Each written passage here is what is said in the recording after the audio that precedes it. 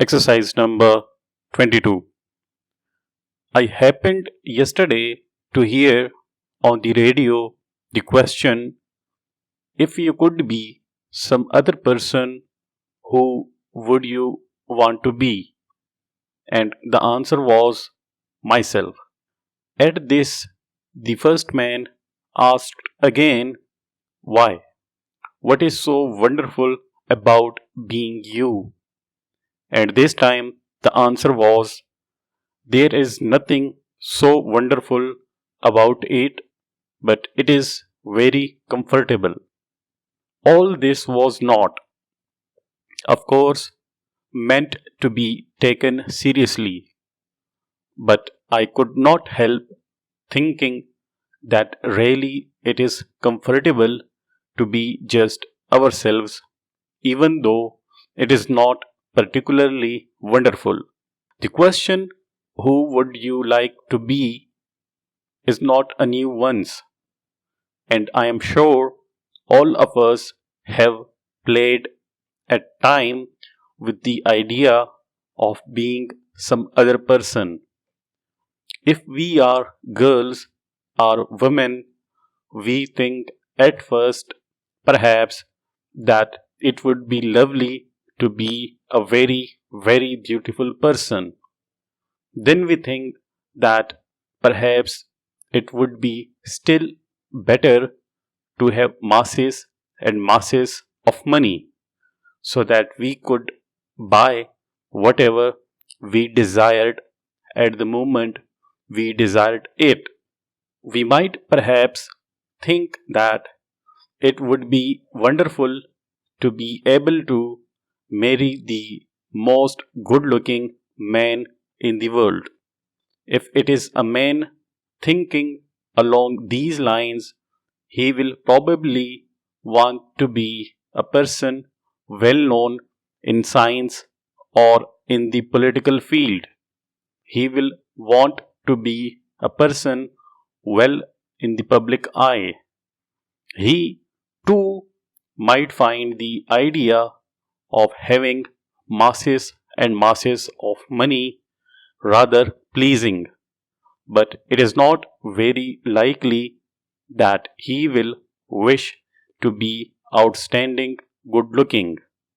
There is nothing particularly wrong about playing with the idea of being very beautiful or very well to do or well known, because we all know at the same time that wishing will not make it so.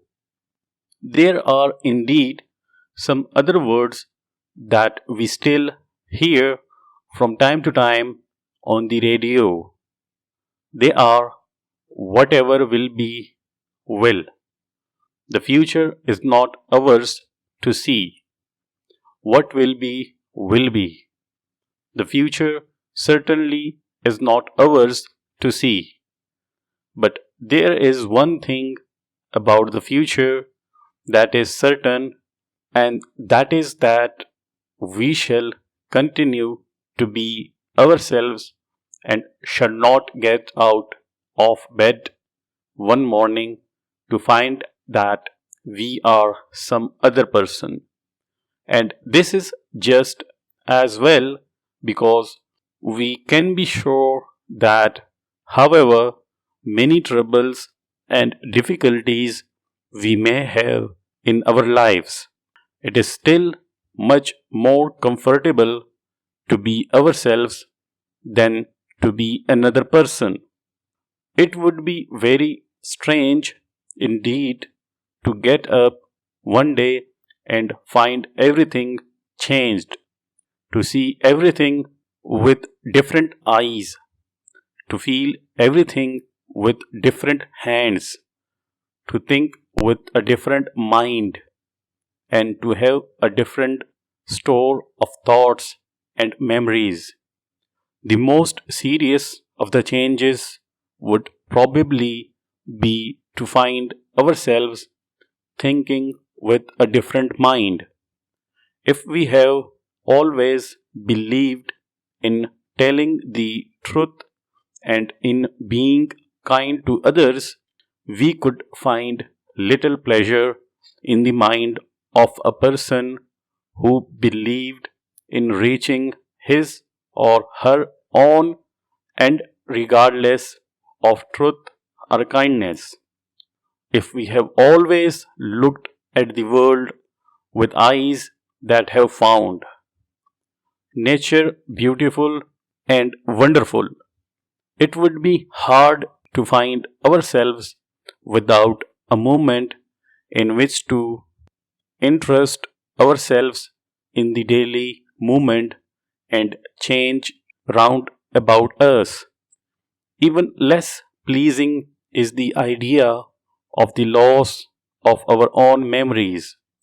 All the things, all the people and events we have loved in the past would be lost to us, and we should find in our minds, in place of them, another set of memories of people and events, and they would certainly be of a different order from our own.